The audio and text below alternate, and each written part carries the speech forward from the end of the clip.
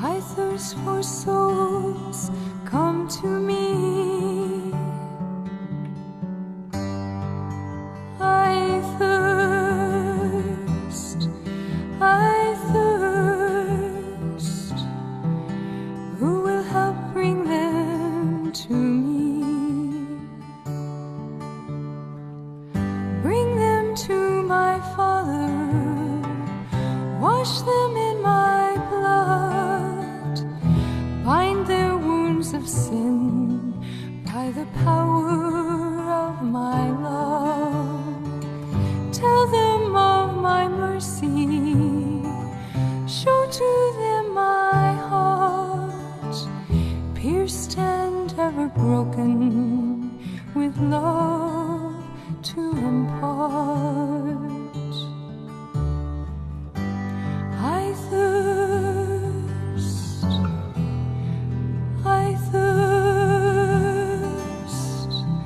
I thirst for souls, come to me. I thirst,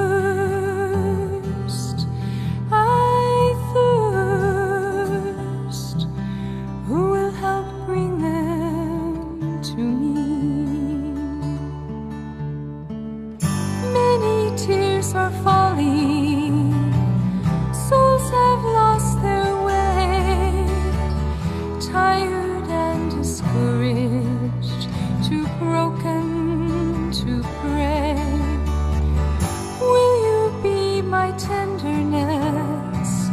All the world will see. I am always waiting. Please come to me.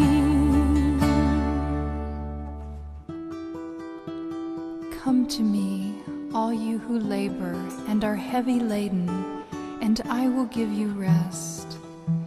Take my yoke upon you and learn from me, for I am gentle and lowly in heart, and you will find rest for your souls.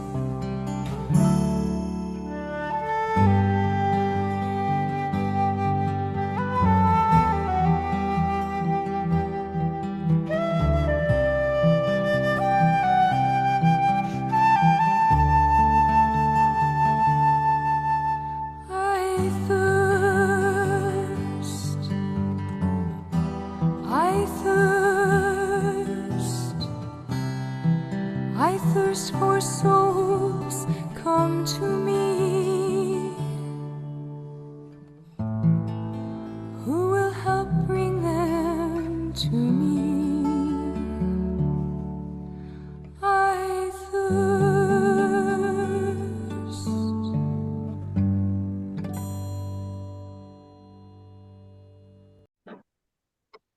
Saya ingin mengajak untuk menonton dulu satu video ini. Ini yang juga rangkuman yang pernah saya sampaikan juga sebelumnya. Mari kita lihat. Bentar.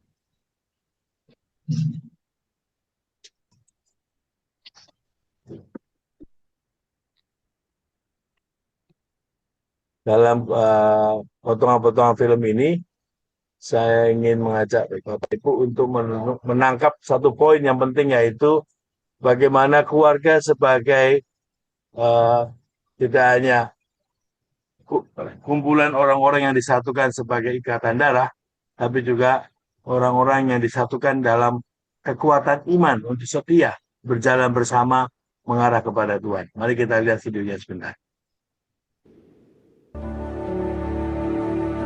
The aim of our congregation, the aim of our existence is not just to do that work. The aim is to satiate the thirst of God, the thirst of Jesus on the cross, for love, for souls. And so, who are the nearest to Him, the poorest of the poor? That hunger of Christ on the cross, the thirst of Christ on the cross, we satiate by our love in action.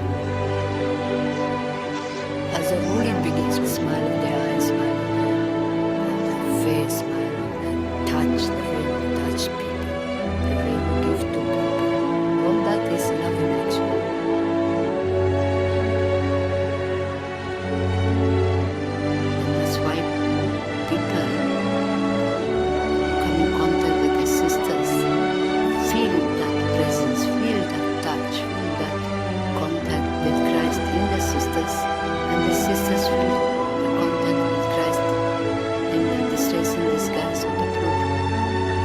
It's not always easy, but it's a beautiful and wonderful way, and it brings really that presence of God through our actions to the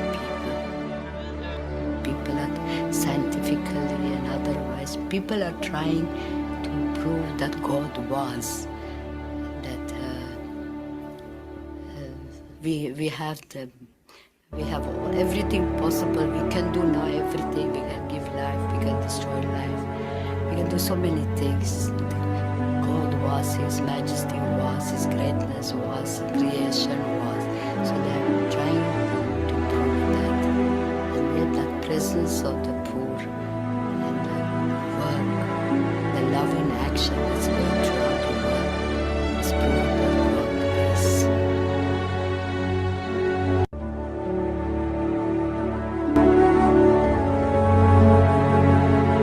I visited a home, one of the best homes in England.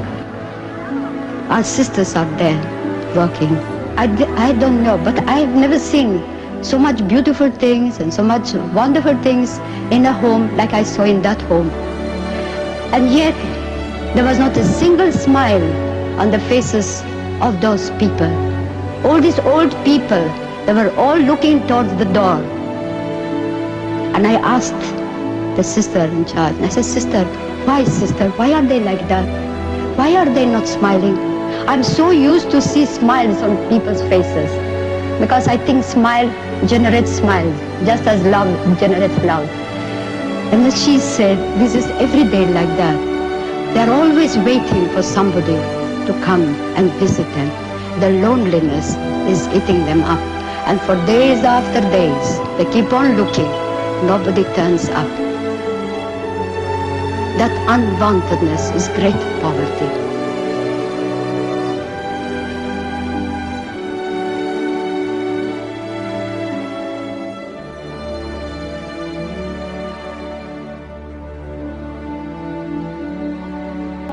Do we really know our poor? Do we really know the poor in our own house, in our own family? Maybe we are not hungry for a piece of bread. Maybe our children, our husband, our wife are not hungry, are not naked, are not homeless. But are you sure that there is no one there who feels unwanted, unloved? Where are your old father and mother? Where are they?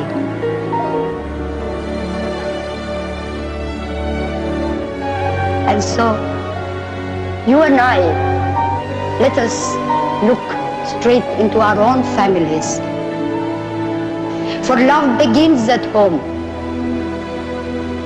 Do we really understand the poverty of Christ?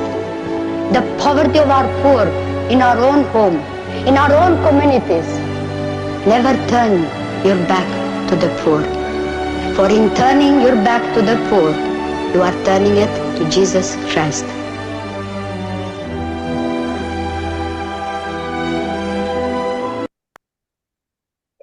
Ibu, saya mengantar renungan kita menemukan meneladani Bunda Maria di jalan salibnya dalam keluarga. Di tema bulan ini kan merenungkan Bunda Maria sebagai bunda ya. Pada hari ini saya ingin mengajak untuk merenungkannya sebagai ibu yang sungguh dia mengikuti Yesus dalam jalan salib dalam keluarganya. Pertama, sebagai Ibu Maria, sebagai ibu yang dipilih, sebagai wanita yang dipilih oleh Tuhan menjadi ibunya Tuhan Yesus, itu sudah suatu perjalanan salib yang tidak hanya hari ini atau besok, tapi terus-menerus ya. Nah, pertanyaannya,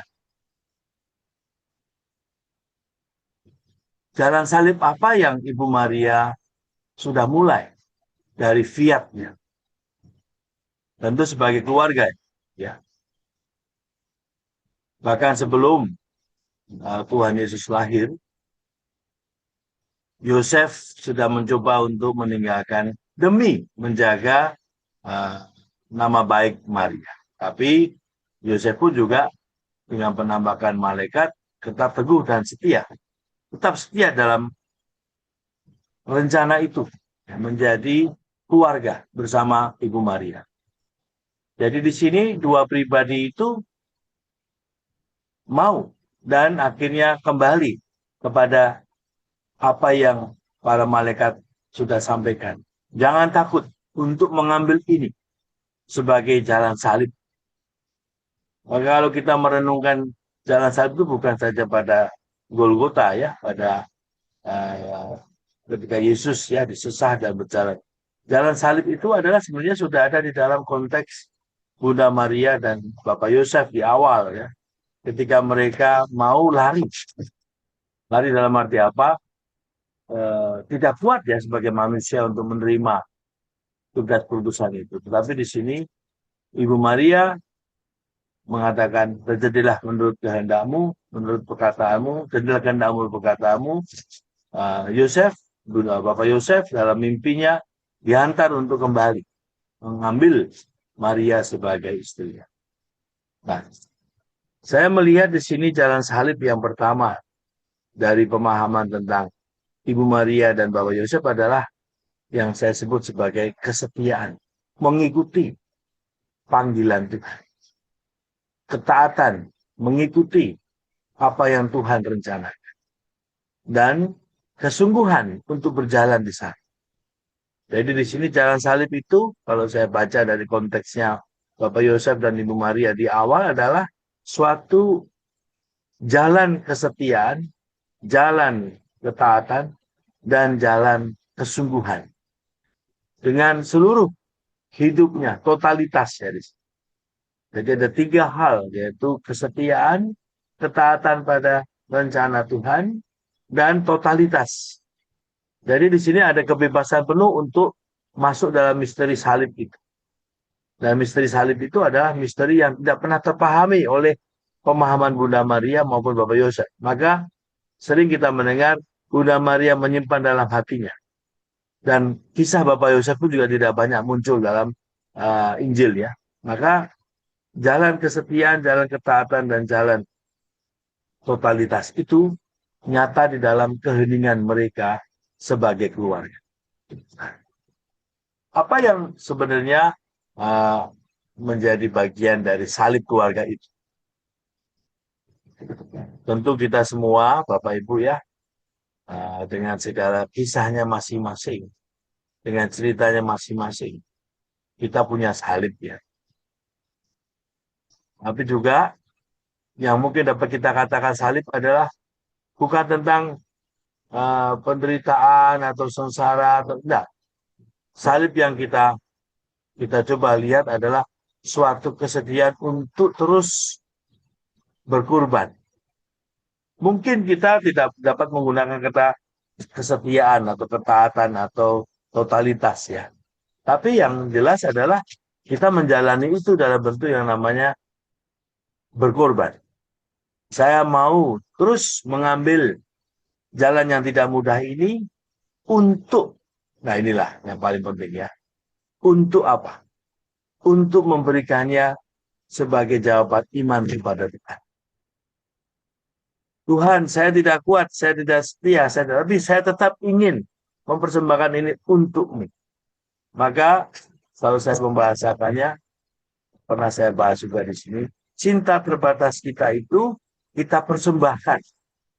Dalam keterbatasanku, saya tetap ingin mencintai Tuhan lewat keluarga ini. Dalam kelemahanku, saya tetap ingin mencintai Tuhan lewat keluarga ini. Keluarga ini adalah orang-orang yang Tuhan utus aku untuk masuk dalam misteri jalan salib Yesus. Dan mengapa kita perlu mempersembahkan ini untuk Tuhan? Karena kita tidak sempurna. Justru di sini Bapak Ibu, paradoks cinta itu ya Bapak Ibu ya. Seperti yang Ibu Teresa selalu katakan ya. The more ya, semakin kita mencintai dan semakin cinta itu menyakitkan, semakin kita mempersembahkan rasa sakit itu, semakin kita mencintai. Dan pada akhirnya hanya cintalah yang terus berlangsung. Ya. Lewat apa? Lewat pengorbanan-pengorbanan itu. Karena kita tahu kita tidak sempurna. Justru karena kita menyadari ketidaksempurnaan itu, kita terus mempersembahkannya untuk Tuhan. Ketidaksempurnaan kita, ketidaktaatan kita, ketidaksetiaan kita, ketidaktotalan kita persembahkan sebagai cara kita untuk terus mencintai Tuhan lewat keluarga ini. Tentu kita terus mohon kepada Bunda Maria yang setia, yang taat, yang total sebagai pegangan kita. Yang kata lain Bapak Ibu, kita adalah manusia yang tidak setia, tidak taat, tidak total, tetapi Bunda Maria selalu menguatkan kita untuk terus ke sana. Terus menjadi setia, menjadi total, menjadi taat. Memang kenyataannya kita semakin menjadi taat ya Bapak Ibu ya. Tapi kita belum sungguh-sungguh taat dalam arti yang kita lihat dalam diri Bunda Maria. Nah, bagaimana Bunda Maria mengalami itu semua? Maka mari kita lihat di sini apa yang sesungguhnya manusia kita itu selalu terjadi. Kita semua ingin yang namanya bahagia ya. Dan bahagia itu selalu kita manusia pada umumnya mengatakan bahagia itu ya tidak ada kesusahan ya. Bahagia itu ya tidak ada penderitaan. Dan tentu kita ingin ya hidup itu selalu dilepaskan dari penderitaan. Tetapi apakah benar ada hidup tanpa penderitaan? Atau benarkah hidup yang bisa lepas dari penderitaan? Ataukah sungguh hidup itu adalah melepaskan penderitaan? Ya, kita di sini punya banyak pengalaman masing-masing ya Bapak Ibu ya. Pengalaman sakit, pengalaman ya saya sendiri pernah mau nggak ada ya karena COVID. Dan seperti yang terakhir Ibu Margot juga baru selesai operasi ya. Nah, Oma Clara juga perjuangan untuk bisa apa namanya ya berjuang ya Oma Clara dengan segala macam keterbatasannya. Masing-masing kita punya keterbatasan, punya kesulitan. Tapi kita herannya, tidak pernah melihat itu harus dihindari ya Bapak Ibu. Herannya kita itu di sini semua mengalami itu sebagai hidup. Ya. Itulah hidup. Bukan mengatakan bahwa hidup adalah penderitaan, tapi kita mengatakan itulah bagian dari hidup. Ketika ada tawa, ketika ada tangis, ketika ada jatuh, ketika ada bangun, ketika ada sehat, ketika ada sakit, itulah hidup. Dan yang sungguh menarik adalah apa? Di sini kita tidak berpura-pura seolah-olah nggak ada penderitaan. Nah, gambar apel itu ya Bapak Ibu ya.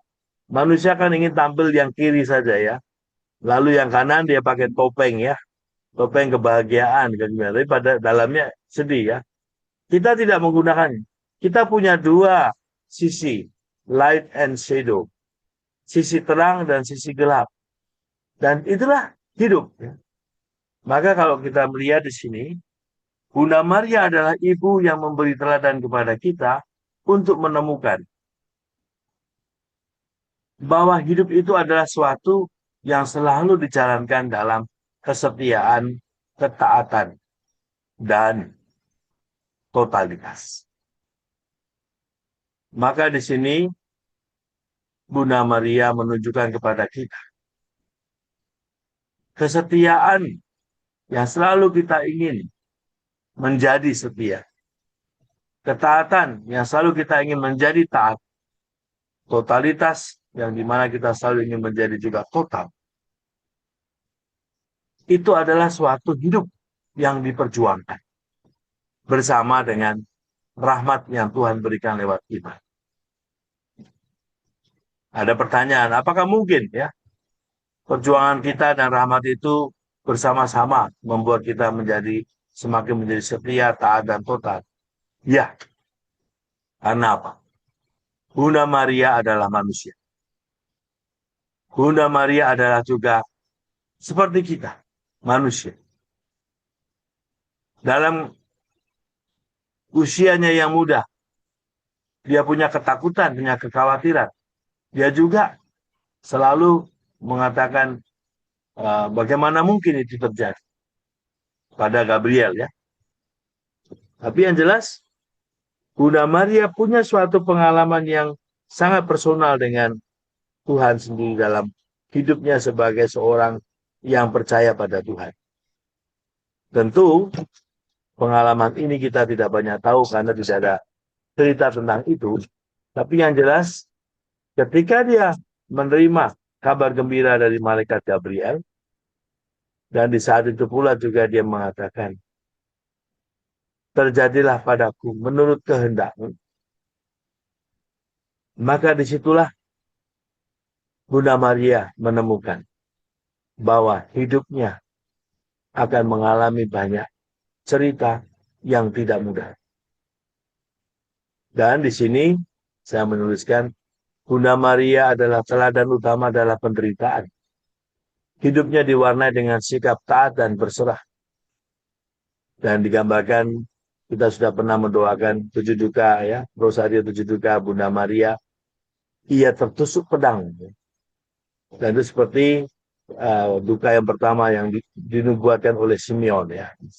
Maka saya ingin mengajak Bapak Ibu untuk kembali merenungkan ya. Bagaimana Ibu Maria adalah teladan utama dalam penderitaan. Kita sudah merenungkan itu dalam 7 duka Maria ya. Mari kita kembali mengingat ya doa-doa kita yang pernah kita jalankan dalam novena Ibu Teresa 2 tahun lalu ya. Menimba inspirasi dan kekuatan dari 7 duka Bunda Maria. 7 pedang menembus hatinya ya. Dan 7 kisah tentang duka Maria yang kita temukan dalam devosi pada 7 duka Bunda Maria. Yang pertama adalah ketika nubuat Nabi Simeon ya, yang meramalkan bahwa dia yang akan melahirkan ya, Yesus ini akan juga dipersembahkan di bait Allah. Dia juga yang akan mengalami bahwa putranya yang terkasih akan masuk Yerusalem dan akan disesah dan akan sengsara wafat. Jadi di sini Bunda Maria sudah menemukan ya, ketika dia mempersembahkan Yesus di bait Allah, disitulah dia menemukan apa yang ia sudah dari awal ketika mengatakan fiat ya. Terjadilah padaku menurut kehendakmu, dan disinilah dia menemukan nubuat Simeon akan terjadi. Dia belum tahu bagaimana itu terjadi, tapi dia sudah melihat di sini ada yang namanya salib yang harus terus ia setia jalani. Juga termasuk ketika mereka harus mengungsi ya, karena Herodes akan membunuh semua anak sulung. Termasuk ketika Tuhan Yesus di bait Allah yang mengatakan bahwa inilah rumahku. Dan disitulah juga sebagai orang tua yang sedih kehilangan semuanya, belajar untuk menerima bagaimana Tuhan Yesus yang bagaimanapun adalah anak yang dia dampingi adalah Allah.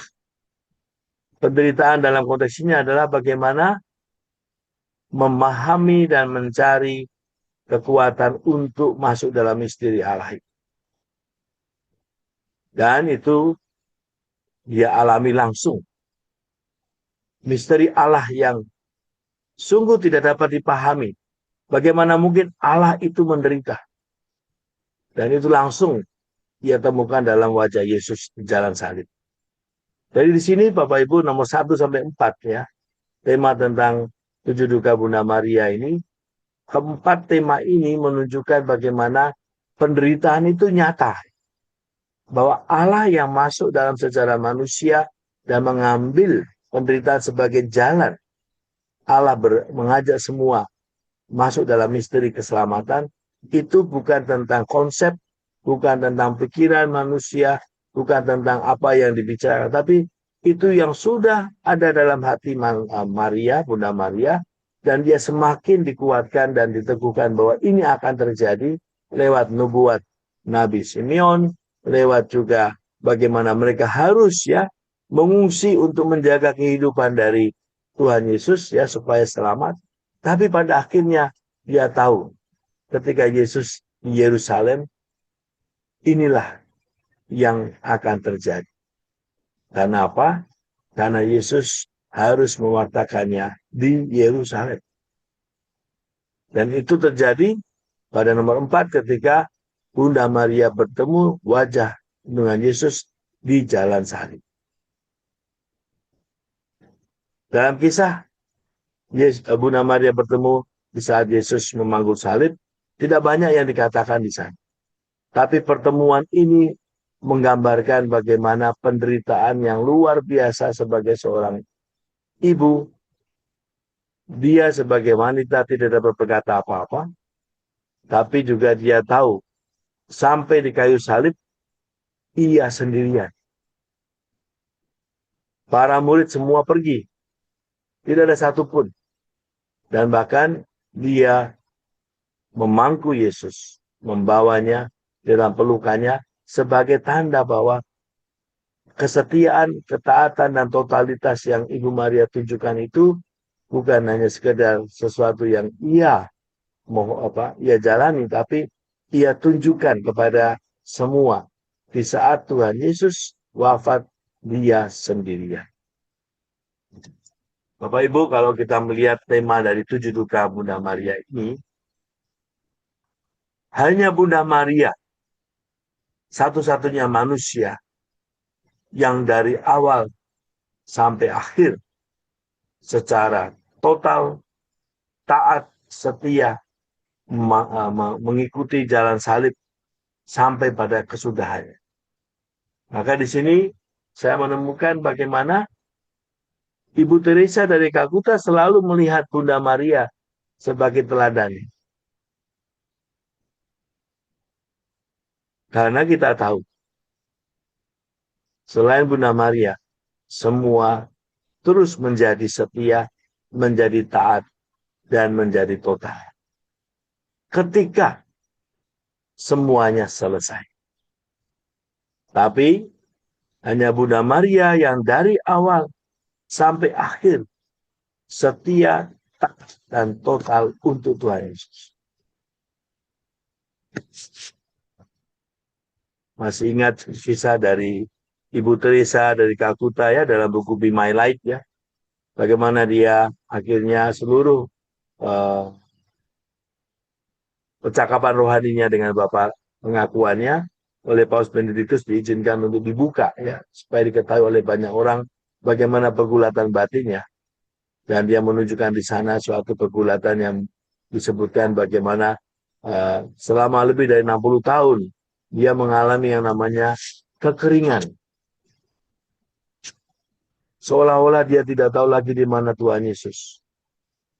Seolah-olah dia tidak tahu lagi bagaimana harus melakukan semua itu. Nah, dalam kekeringan itulah Ibu Teresa mengatakan, sekalipun aku tidak menemukan Tuhan Yesus, tapi sekali-kali pun aku tidak meninggalkan Tuhan. Pengalaman kekeringan Ibu Teresa dari Kalkuta adalah pengalaman berhadapan dengan realitas sosial, di mana iman kepada Tuhan Yesus itu tidak menggantikan semua penderitaan orang-orang yang dia layani. Dia berdoa supaya tidak ada lagi orang yang menderita. Tapi kenyataannya yang dia temukan setiap hari adalah orang terlantar di jalanan. Dia berdoa supaya semakin berkurang orang-orang yang dilayani dalam situasi yang penderitaan. Tapi semakin banyak orang datang. Maka di situ kekeringan batinnya adalah seolah-olah Tuhan tidak ada. Yang ada adalah orang yang menderita, orang yang terlantar, orang yang diusir, orang yang diisolasi, orang yang tidak diterima. Tapi disitulah keputusan Ibu Teresa. Sekalipun aku tidak menemukan Tuhan, tapi sekali-kali pun aku tidak meninggalkan Dia. Dan inilah yang ia temukan dalam teladan Ibu Maria. kesetiaan, ketaatan, dan totalitas. Maka dalam visi yang kedua, ketika Ibu Maria meminta Bunda Teresa membawa orang-orang datang pada Yesus, Yesus menegaskan kembali, lihatlah, ibumu saja sudah meminta, orang banyak meminta, dan aku memintamu. Apakah engkau akan menolak? Disinilah proses menjadi setia, taat, dan totalnya Ibu Teresa. Saya mengatakan menjadi karena apa? Hanya Bunda Maria lah, Ibu Yesuslah yang satu-satunya manusia yang setia, taat, dan total dalam hidupnya, dalam membawa salibnya bersama Tuhan. Dan itu kita bisa lihat dalam konteks tidak ada satu murid pun yang ada di bawah kaki Yesus pada saat Yesus meninggal. Hanya Bunda Maria. Dan tidak ada satu pun yang membawa Yesus dalam pelukannya, memangkunya, dan merawat. Dan inilah totalitas Ibu Maria. Dia tidak ada lagi takut dengan prajurit. Dia orang-orang tahu ini adalah ibunya. Tidak ada lagi. Tapi dia di situ tetap menemukan kekuatannya adalah pada setia, taat, dan total untuk Tuhan. Maka Bapak Ibu, bagi Bunda Maria, nubuat dari Simeon ini adalah suatu nubuat yang memang dia sendiri semakin hari semakin menjalaninya. Tapi di sini yang paling sungguh menguatkan dia adalah bagaimana semua itu adalah kebahagiaan. Menemani dengan penuh kasih sayang Sang Putra yang diikuti dalam jalan salib itu, itulah kebahagiaan dalam arti kedalaman hidup dari Ibu Maria. Itulah kegembiraan rohani, kegembiraan ilahi. Dan Ibu Maria selalu menemukan kekuatan untuk menjalani semua. Sekalipun dia tahu dan dia mengalami pedang menembus jiwanya dalam mendampingi Tuhan Yesus. Kalau kita melihat di sini, saya ingin mencoba kembali melihat ya. Dari manakah sesungguhnya rahmat itu terjadi pada Bunda Maria? Dan saya melihatnya adalah dari iman, jawaban iman Bunda Maria kepada malaikat. Aku ini hamba Tuhan. Terjadilah padaku menurut kehendak. Nah, ini yang mau saya coba angkat kepada Bapak Ibu ya. Jadi kesetiaan, ketaatan, dan totalitas itu berangkat dari kesadaran aku ini hamba Tuhan. Dan hamba Tuhan itu kita dapatkan dari permenungan dari kitab Yesaya, Mazmur ya. Bagaimana hamba Tuhan itu adalah menggambarkan aku ini hidupnya hanya menemukan segalanya dalam melayani Tuhan.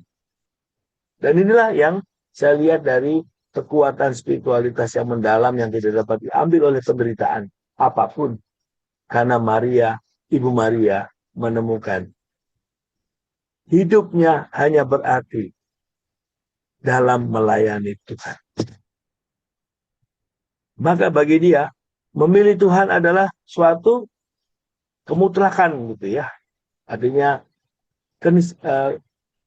kejelasan ya, tidak ada yang lain kecuali memilih Tuhan.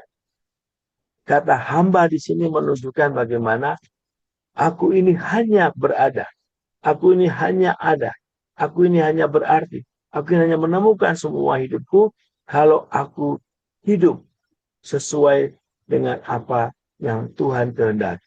Dengan aku melayani kehendak Tuhan. Maka terjadilah padaku menurut kehendakmu. Ini adalah spiritual hamba ya. Hamba yang sifatnya bukan slave Bapak Ibu ya. Di sini hamba yang dimaksud adalah gambaran dari seorang yang setiap hari selalu ada bersama Tuhan.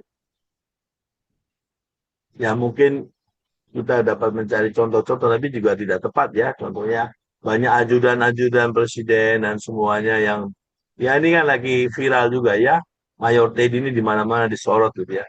Karena saya mengamati ya, begitu anunya apa? Itu Prabowo seperti Tuhan gitu. Dia melayani Prabowo sampai Prabowo mau jalan di depan ke depannya, dia jadi pegang pundaknya. Jadi dia seolah-olah tahu ya apa yang dibutuhkan oleh Prabowo ya presidennya. Sekarang presidennya, dulu kan pimpinannya ya. Tapi tetap bukan itu Bapak Ibu yang saya sebut spiritual hamba itu. Jadi di sini hamba loyalitas hamba itu memang ada unsurnya di sana, loyalitas. Tetapi yang saya temukan dalam loyalitas dari Bunda Maria adalah terjadilah padaku menurut kehendakmu. Dan itu terjadi karena Ibu Maria mau dan bersedia menjadi Ibu Tuhan. Dan menjadi Ibu Tuhan adalah jalan salib yang ia mulai dari perkataannya sebagai hamba Tuhan. Jadi di sini sejak awal Bunda Maria sudah tahu betul menjawab panggilan dari Tuhan ini bukanlah tentang posisi atau melayani manusia, tapi menjadi bagian dari karya Allah dan dipakai oleh Allah untuk terus menemani, mendampingi, dan setia taat total pada Tuhan Yesus. Nah, ini yang mau saya dalami tentang loyalitas Bunda Maria, Bapak. Ya, mari kita lihat di sini.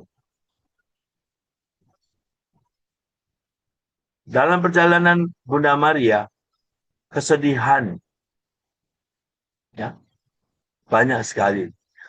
Lama ketika kesedihannya menemukan mereka yang menyebabkan kematian Yesus. Orang-orang yang Ibu Maria tahu, orang-orang yang sebelumnya mengeluh-elukan, orang-orang yang mendambakan Yesus menjadi pimpinan, orang-orang yang semuanya ya, semuanya mengharapkan dia. Tapi orang-orang itu kecewa.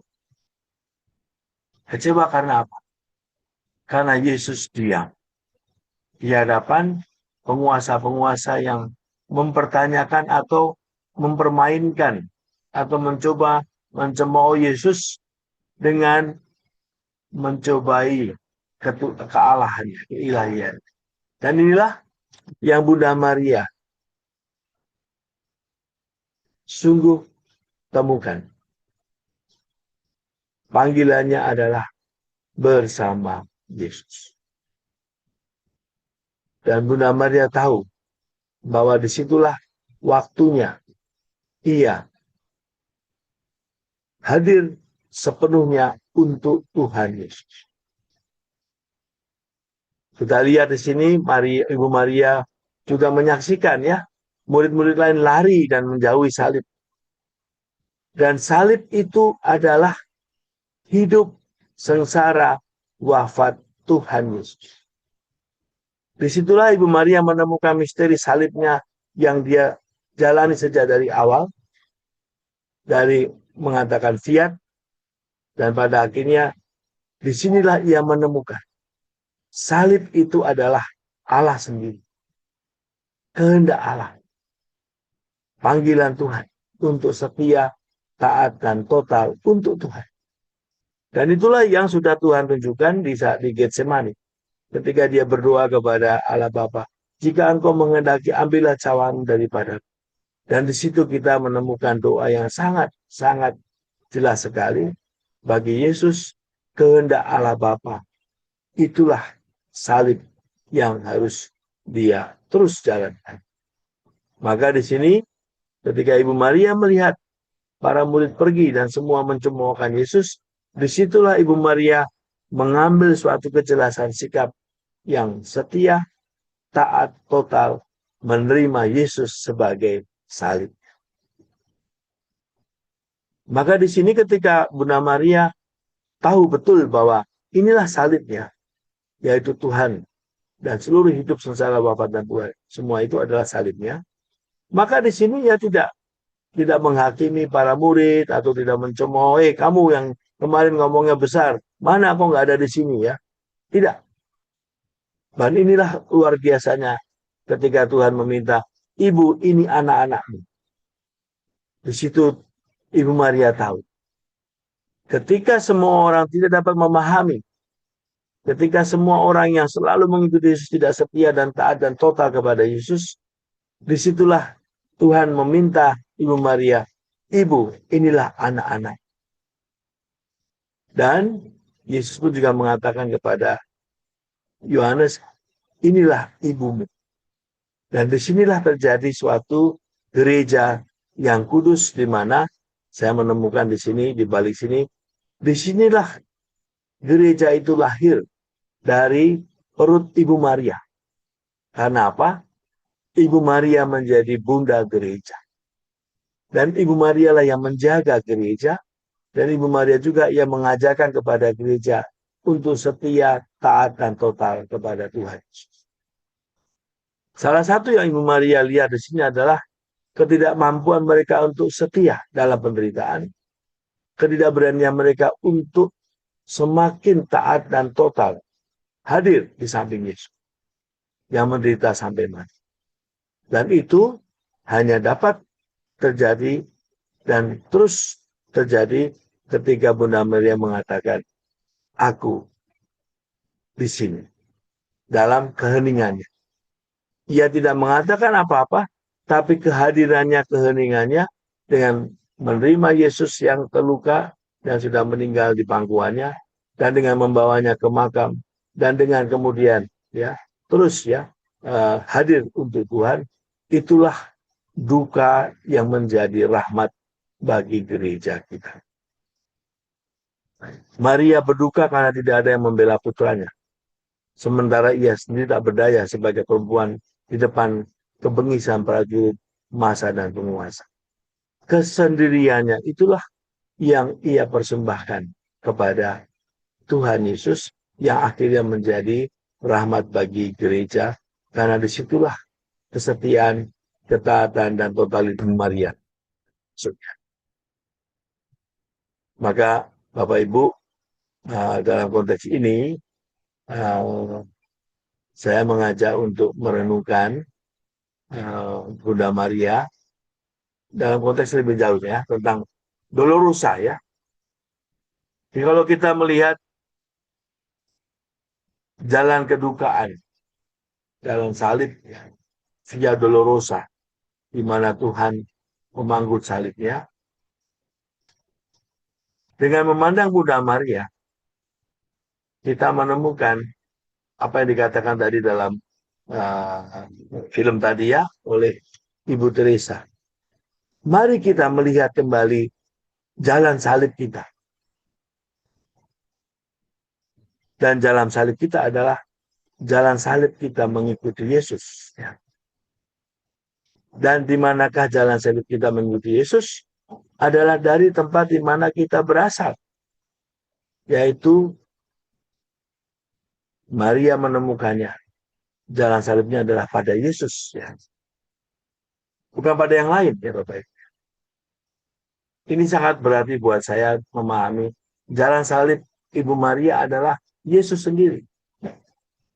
Maka ketika kita menemukan bahwa dalam jalan salib Bunda Maria Yesus sendiri, maka bagi Bunda Maria, jalan salib itu adalah ada dalam keluarganya. Siapakah keluarga Ibu Maria? Yosef, Bapak Yosef, dan Tuhan Yesus. Dan apa yang Tuhan katakan kepada Bunda Maria di salib. Inilah anak-anak. Yaitu gerejanya. Maka kalau saya membaca dalam konteks interpretasi lebih jauh Bapak Ibu jalan salib yang ia telah lakukan dengan ketotalan, kesetiaan, dan ketaatannya itu, sekarang Bunda Maria melihatnya dalam keluarga setelah kebangkitannya, yaitu gereja. Dan bagaimana Bunda Maria mengambil sikap dalam jalan salib yang setelah kebangkitan, yaitu dengan memandang dengan penuh kasih sayang, dengan sepenuh hati, dan memberikan kehadirannya, sentuhannya, tatapan matanya. Maka kalau saya menemukan di sini penampakan-penampakan Bunda Maria kepada dunia melalui gereja dan kepada semua orang yang sederhana. Tapi Bunda Maria menyampaikan pesannya, sentuhannya. Inilah yang saya temukan Bunda Maria sebagai ibu gereja yang tetap setia mengawal menemani keluarga, yaitu keluarga yang Tuhan meminta, inilah anak-anak. Dan keberanian ini adalah keberanian iman yang terus menuntun kita untuk terus melihat semua yang Ibu Maria dampingi, selalu ia dampingi untuk datang pada Yesus. Maka Bapak Ibu, saya mau mengakhiri renungan ini dengan inilah salah satu gambar yang saya senang yang lihat gambar ini ya. Kalau lihat gambar ini itu Bunda Maria yang memangku Tuhan yang telah meninggal, tapi disitulah ia menemukan misteri cinta yang mendalam sebagai seorang ibu dan sebagai seorang wanita dan sebagai seorang beriman kepada Tuhan. Pieta menggambarkan betapa berat penderitaan seorang ibu. Bagaimanapun di hadapannya adalah inilah anak yang aku temani, yang aku dampingi, yang aku rawat, yang aku jaga dari waktu ke waktu. Bayangkan Bapak Ibu ya, saya hanya mencoba membayangkannya dengan seorang ibu yang kehilangan anaknya, entah karena kanker, entah karena kemiskinan, entah karena kelaparan ya. Saya kalau membayangkan ini seperti seorang ibu yang di Afrika ya, yang memangku anaknya yang tidak dapat diberi makan karena nggak ada makanan ya. Dia bahkan memberikan semua dirinya, susunya dan semuanya, tapi tetap tidak bisa menyelamatkan anak. Dengan seluruh tubuhnya yang kurus dan semuanya, dia ingin memberikan semuanya. Tapi dia menyaksikan kematian anak. Saya membayangkan di sini. Hati seorang ibu yang tertusuk pedang dengan realitas sosial yang sungguh-sungguh membuat manusia hanya berhenti pada satu kata. Aku tidak dapat berbuat apa-apa, tapi aku tetap menerima engkau sebagai anak. Pandangan ibu kepada anaknya yang lunglai dan mati lunglai itu menunjukkan bagaimana dialah tetap ibu ya. Tapi di sini ada satu hal lagi yang perlu kita lihat, yaitu ibu yang beriman. Ibu yang setia di satu, ibu yang taat dan total. Dan inilah kekuatan dari seorang wanita Maria yang melihat Allah. Maka kalau kita melihat Pieta ini Bapak Ibu ya, ini tentu menjadi inspirasi bagi siapapun ketika kita tidak kuat untuk menerima keluarga kita, berjalan bersama keluarga kita. Karena Ibu Maria telah lebih dahulu dan telah menunjukkan tidak ada satupun yang membuat manusia berhenti untuk memanggil keluarga ketika manusia tahu bahwa inilah tempat di mana satu-satunya jalan salib itu menjadi nyata.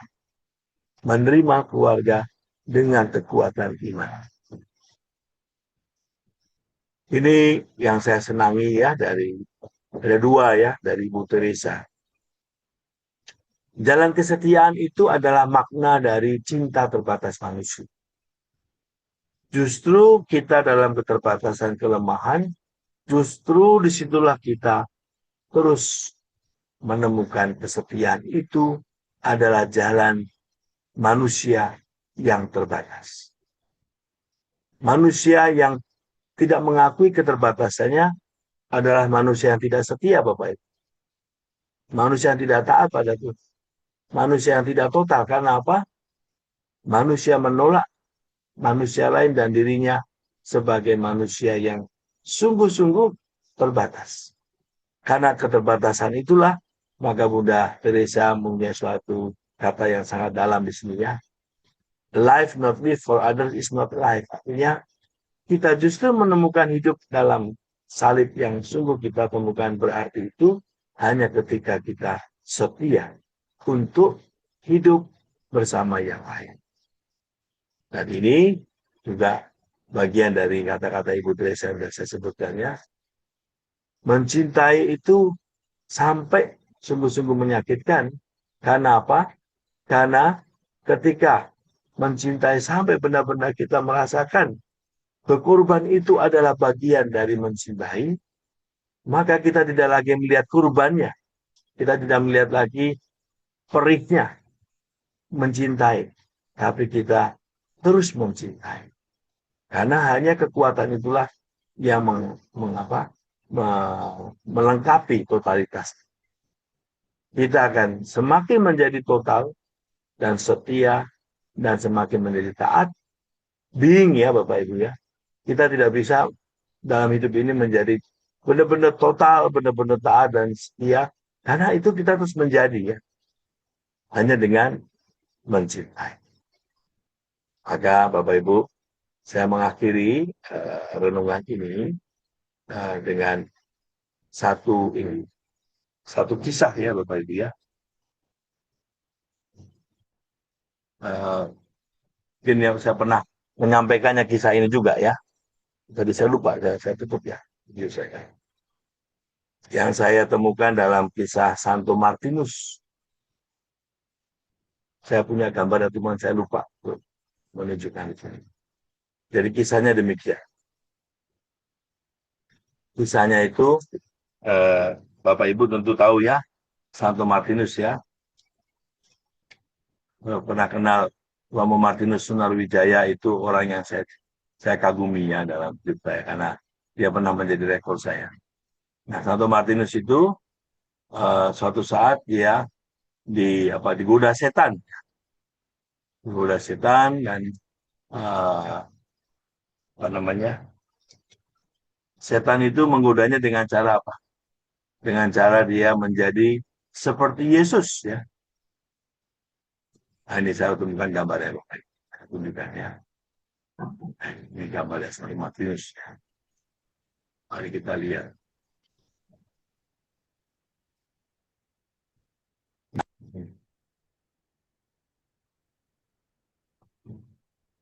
Santo Martinus adalah salah satu yang populer ya, yang kenal dalam santo-santo dalam gereja Katolik ya, banyak mujizat ya. Dan tapi dia punya banyak konfrontasi dengan setan-setan.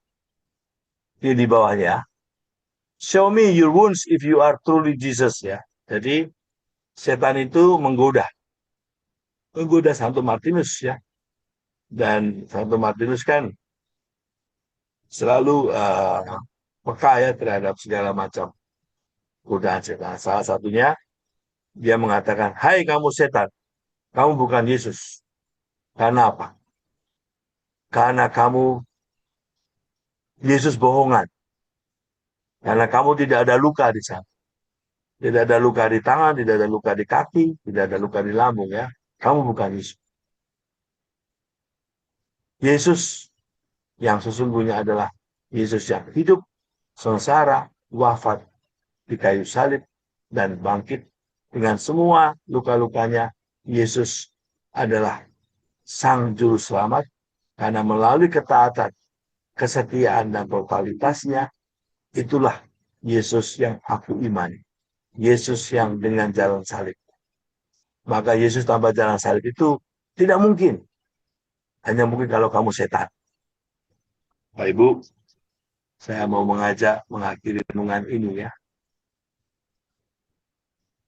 Kita perlu hati-hati juga dan selalu harus jeli. Jangan-jangan di keluarga kita banyak setan-setan yang mengejar kita ya. Mencoba mencelakakan keluarga kita. Dengan cara apa? Menolak luka. Lari dari pengalaman terluka. Tidak berani atau tidak mau menyentuh luka. Bukan luka dirinya kita, luka yang lain ya. Atau juga bahkan kita tidak mau tersentuh luka. Dan inilah situasi keluarga yang tidak mencintai. Tadi dalam film tadi kelihatan sekali ya, Ibu Teresa melihat satu rumah di Inggris ya. Rumah itu lengkap semuanya. Ada semuanya. Tapi yang tidak ada adalah satu. yang sangat mendalam. Senyum. Tidak ada senyum dalam rumah itu. Karena semuanya terluka dan membiarkan luka itu tidak diakui. Jadi orang yang paling berat Bapak Ibu ya, ketika manusia terluka tapi dia menolak, aku tidak terluka. Justru itulah bahayanya orang yang melukai dan terluka itu ketika tidak melihat itu terjadi, seolah-olah tidak melukai atau seolah-olah tidak terluka. Nah inilah setan.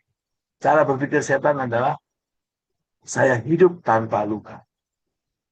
Tapi justru sebaliknya, Ibu Maria yang mengajak kita untuk setia, taat, dan total. Karena apa? Karena dia membawa setiap hari salibnya yang adalah Yesus sebagai hidupnya. Justru di sini Bunda Maria menjadi teladan karena ia tanpa henti menjadi bunda untuk Tuhan Yesus. Dan bahkan ketika Tuhan bangkit pun, ia juga setia menjadi bunda yang menjaga gereja. Kita bersyukur kita punya Bunda Maria. Maka kenapa difusi pada Bunda Maria begitu besar dalam gereja Katolik? Karena memang Bunda Maria satu-satunya manusia yang sungguh dalam hidupnya sudah total ya, setia dan taat. Jadi Bunda Maria itu tidak menjadi setia, tidak menjadi taat ketika dia menemani Yesus. Karena dia ada dan bersama Yesus dan dia melihat Yesuslah hidupnya, maka melayani Yesus adalah hidup. Dan itu total. Maka kita selalu bersyukur karena dapat melihat Bunda Maria sebagai teladan dan kita belajar terus. Mungkin ya kita kadang-kadang lelah, kadang-kadang ya itulah kita. Karena kita juga manusia yang terbatas, tapi kita tahu keterbatasan itu juga mengingatkan kita, luka itu mengingatkan kita bahwa Yesuslah salib. Bukan sakit ini atau itu. Yesuslah salib kita. Dan ketika kita melihat Yesuslah salib kita, maka kita mempersembahkan sakit ini, luka ini sebagai jalan untuk bertemu dengan kita. Dan inilah dimensi yang luar biasa dari Bunda Maria, yaitu mengajak kita membawa semua cerita, luka, sedih, semua itu sebagai jalan untuk berjumpa dengan Yesus. Karena itulah salib yang Bunda Maria selalu lihat setiap hari, yaitu Yesus. Matur nuwun Bapak Ibu, saya kembalikan ke Pak Bina. Sudah waktunya untuk sharing. Ya, terima kasih Romo. Oke, mungkin kerabat ada yang mau sharing-sharing, silakan. Bu Sinta bisa bantu saya ya, Bu Sinta. Ya, Win. Ya, ini Bu Sinta bantu saya dulu ya sebentar ya. Bantu apa, Win? Nanya-nanyain teman-teman. Oke. Ada Romo. Ada Romo yang nanya-nanya ini. Iya, enggak maksudnya yang Oke. bantu nyanyiin teman-teman di sini. Ya. Ya. Oke. Ya. Selamat malam, teman-teman semua. Kita lagi terkesima dengan ulasan dari Romo Rudi tentang Bunda Maria malam ini ya. Mungkin banyak dari kita yang sangat tersentuh dan terbuka dan makin tahu tentang Bunda kita. Maka silahkan teman-teman mungkin yang ada pengalaman atau pertemuan atau mendapatkan sesuatu tentang Bunda kita ini, silahkan berbagi dengan kita. Kayaknya Rosa tuh yang sudah ini. Ya Ros, udah kelihatan loh Rosa malam ini mau. Rosa udah sembuh dari luka bakar. Menyembuh. Saya baru ketemu, tapi sudah bagus sekali. Malam Rosa. Terima kasih Bu Sinta. Ya cantiknya dosa selamat gitu. Tuhan.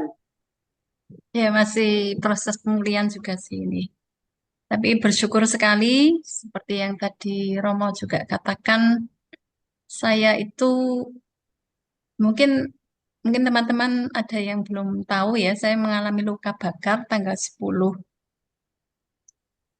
April ya, 10 April sebelum Pekan Suci. Jadi eh, api menyembur ke wajah saya, ke leher, kemudian ke dada atas, kemudian juga ke tangan, tangan, tangan sampai pergelangan, sampai apa namanya lengan di kedua tangan saya, terus juga eh, belakang juga ya, belakang itu saya ketahui karena saya mondok selama 1 minggu di rumah sakit. Kata susternya belakangnya juga ada Bu. Saya malah tidak tahu kalau belakangnya juga kena. Ternyata seperti kalung katanya melingkar, betul-betul melingkar belakang sampai depan ya. Hanya saya hanya bersyukur saja. Dari sejak saya mengalami itu saya hanya bersyukur karena saya pakai kacamata. Kemudian dokter tanya apa kena apa bajunya juga terbakar. Saya bilang kok malah bajunya seperti melindungi. Saya bilang gitu karena yang kena di atas saja. Saya bilang gitu ya. Ternyata kalau kena baju itu semakin parah karena baju itu akan melekat pada tubuh begitu dan itu akan sangat sulit untuk di apa namanya? eh, disembuhkan begitu. Jadi pokoknya saya bersyukur saja sejak mengalami itu rasanya kok syukur saja. Dan yang dikatakan paling parah sebenarnya wajah ya, karena pertama kali kena itu memang api itu menyembur ke wajah saya pertamanya. Dan saya sampai bilang, "Wah, wajah saya terbakar api." Saya begini, saya belok ke kiri begitu dan kata Maria teman kita ya kakak IT, yang karena kan langsung mengelupas ya, jadi kulit arinya mengelupas itu yang paling dalam. Nah tangan, kalau tangan kan bula-bula yang melepuh-melepuh-melepuh itu ya, itu katanya lebih ringan. Tapi justru sekarang yang tangan ini masih paling lama, wajahnya malah sudah duluan sembuh ya. Tapi saya memang eh, ya saya tidak pernah berpikir nantinya akan seperti apa. Saya hanya bersyukur saja, bersyukur sejak awal terlindungi matanya. Kalau mata juga akan parah ya kalau kena mata. Rambut juga sempat terbakar ya, rambut terbakar sampai keriting kecil-kecil begitu. Jadi awal hari pertama itu wajahnya hitam karena rambutnya juga nempel-nempel semuanya. Tapi ya saya nggak pernah merasa, pokoknya semua saya terima dan itu saya yakin itu Tuhan mempunyai rencana ya dan rencananya itu baik. Dan saya sungguh bersyukur ternyata wajah saya itu yang pertama kali sembuh ya. Ya meskipun masih merah-merah begini tapi orang mengira kan apa harus operasi plastik dan sebagainya ya ternyata tidak. Dan saya sungguh bersyukur itu karena doa teman-teman ya, doa saudara, doa teman itu yang sangat-sangat saya kira sangat memberi kekuatan penyembuhan juga ya. Jadi ya itu yang jelas saya menerima semuanya itu mungkin yang tadi Romo perlu dikatakan ya itu adalah salib atau bukan saya juga tidak tahu. Yang jelas saya bersyukur saja bahwa se- bisa lebih buruk begitu.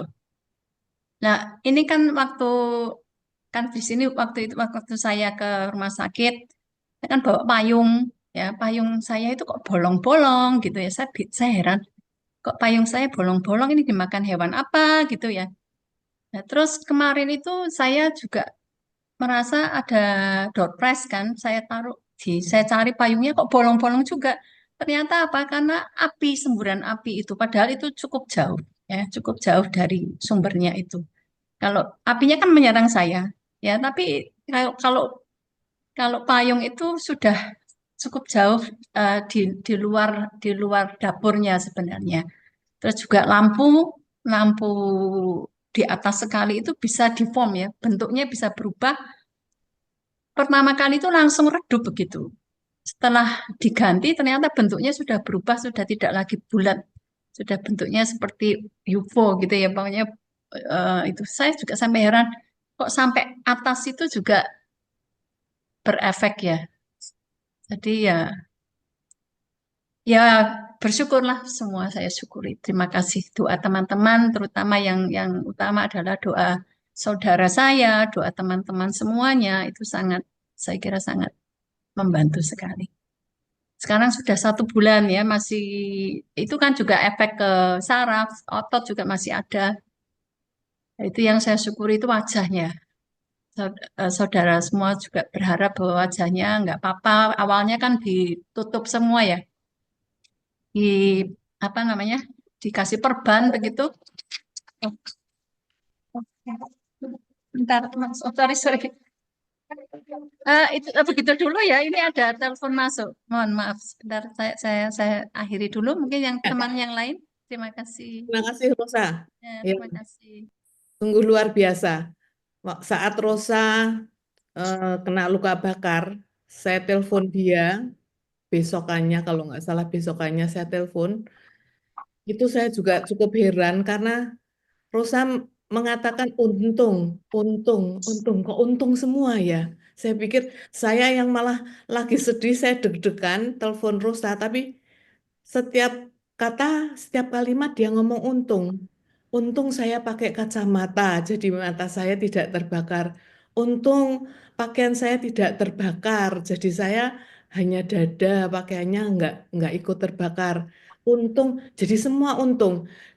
Waktu saya tutup telepon, luar biasa Rosa ini ya.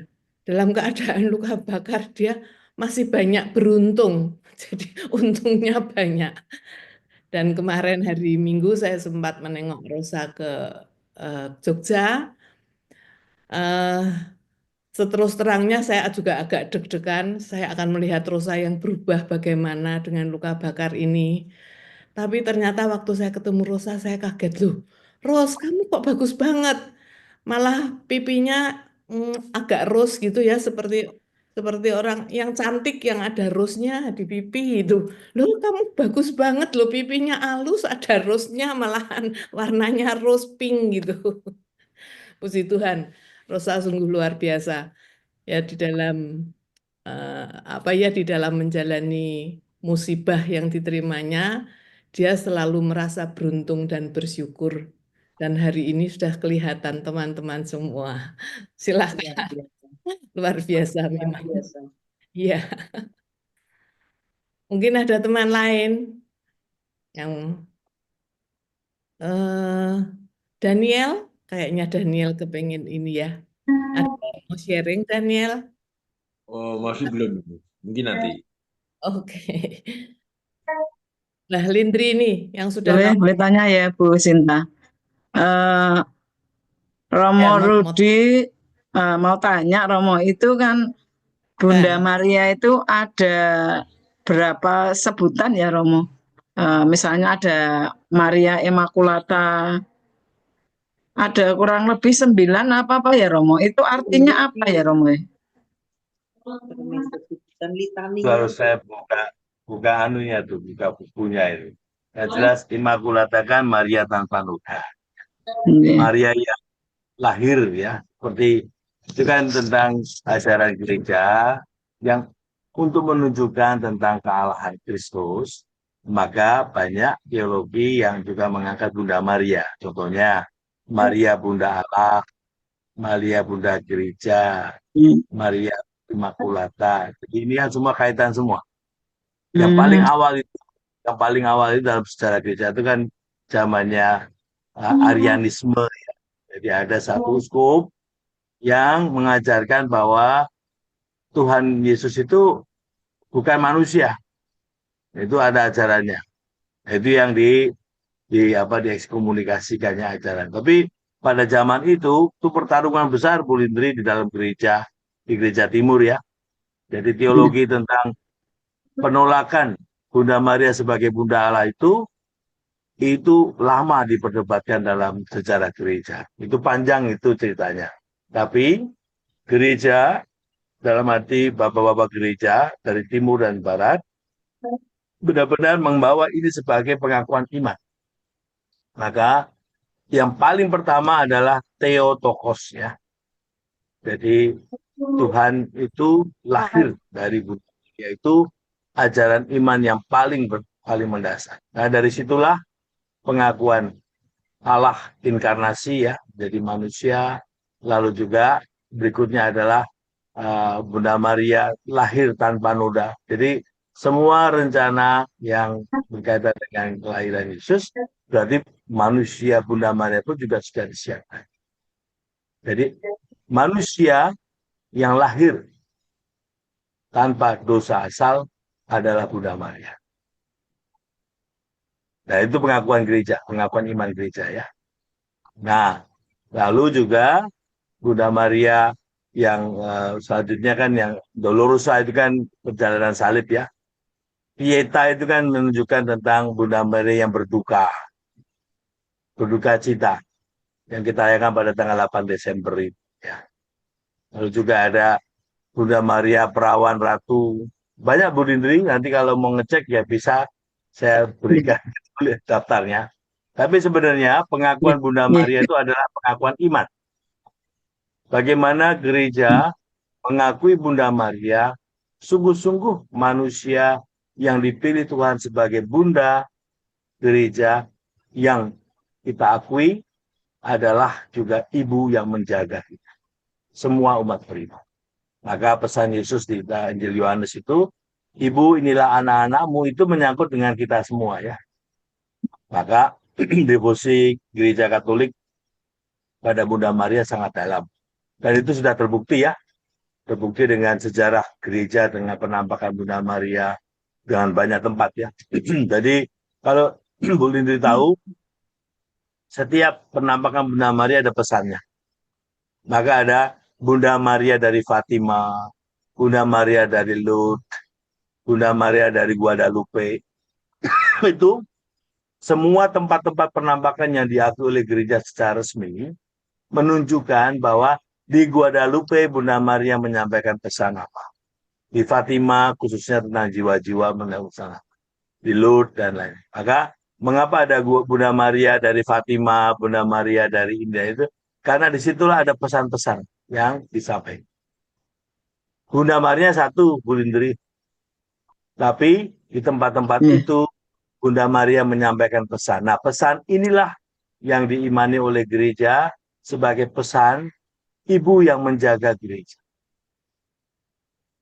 Contohnya, kalau kita ingin melihat pesan Ibu Maria di Lourdes ya, di situ kan terjadi itu salah satunya bahwa akan ada seorang pimpinan gereja yang akan menyatukan gereja, yaitu Yohanes Paulus II, di mana semua pertaruhan ideologi itu akan selesai dan akan lahir suatu gereja yang menyatukan. Itu ada dalam pesannya pada Santa Bernadette ya. Maka di situ doakanlah para imam salah satunya. Termasuk juga penampakan Bunda Maria kepada Santa Faustina tentang keraiman ilahi. Di situ Bu Lindri banyak pesan-pesan yang disampaikan oleh Bunda Maria kepada gerejanya lewat apa yang kita sebut penampakan Bunda Maria. Saya tidak tahu bakal menjawab pertanyaannya, tapi kalau saya melihatnya yang ditanyakan Bu Lindri kan ada atribut-atribut apa dalam gereja mengakui Bunda Maria ya. Nah, dalam teologi itu ada banyak. Tapi dalam penampakan itu berkaitan dengan pesan-pesan. Ya. Matur nuwun Romo. Semoga menjawab. Saya juga bukan ahlinya Maria Lomi. Iya.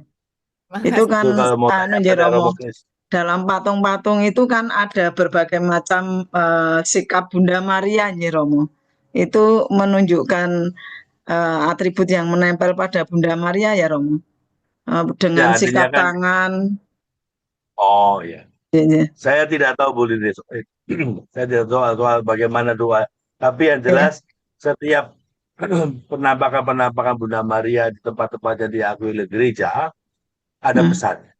Oh, maka di Fatima itu tentang jiwa-jiwa ya. Maka pesan Bunda Maria untuk mendoakan jiwa-jiwa itu kan salah satu pesan yang kita teruskan. Misalkan yang kita mendoakan setiap kali ada rosario itu untuk 2 jiwa-jiwa ya yang di api neraka dan semuanya. Itu salah satu doa di Fatimah. Saya nggak banyak tahu, saya belum pernah mempelajari tentang Mariologi secara lebih detail ya.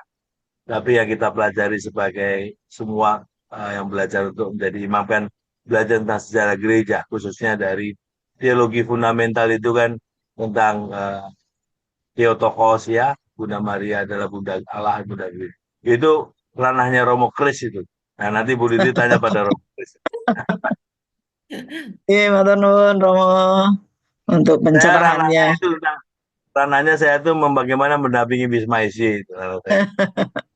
Matur nuwun Romo, matur nuwun. Dampingi Nggih. KKIP ya mau. Terima kasih Lindri, terima kasih Romo atas penjelasannya sehingga kita juga makin tahu dan makin mengerti. Silahkan mungkin ada teman lain mau bertanya tentang Bunda Maria. Oh ya, Bu Koni, mari buka ininya suaranya Bu Koni. Oh ya, terima kasih Romo. Saya mohon maaf yang sebesar-besarnya. Minta ampun sama Bunda Maria karena saya berani mengutarakan ini Romo. Tadi yang disampaikan Romo itu kan luar biasa. Bunda Maria sebagai ini, terutama Immaculata yang voluntas tua, yang Bunda Maria itu yang dikandung tanpa noda dosa. Saya kira satu-satunya manusia yang dikandung tanpa noda dosa, tanpa dosa asal itu hanya Bunda Maria. Betul Romo? Duh, enggak ada suaranya Romo. Suaranya belum dibuka Romo. Betul Bu, betul ya. Ya, terima Itu kasih. kan Immaculata. Ya. Itu ini Bu Koni, saya mau jelaskan. Jadi itu pengakuan gereja ya, pengakuan iman gereja. Tapi Dan itu pengakuan iman. yang betul itu Romo. Ya, gini Bu, kalau iman itu sudah masuk ke ranahnya suatu ini, istilahnya apa ya? Ya iman. Jadi kita bicara soal iman berarti itu gereja, kebenaran iman yang diakui oleh gereja. Sudah menjadi dogma begitu Romo? Ya, betul. Itu ajaran gereja. Jadi kalau kita bicara dogma itu berarti kebenaran iman yang ditetapkan oleh Bapak Suci. Saya akan cek kapan Immaculata ditetapkan oleh siapa, ada itu, paus siapa. Iya Romo, terima kasih.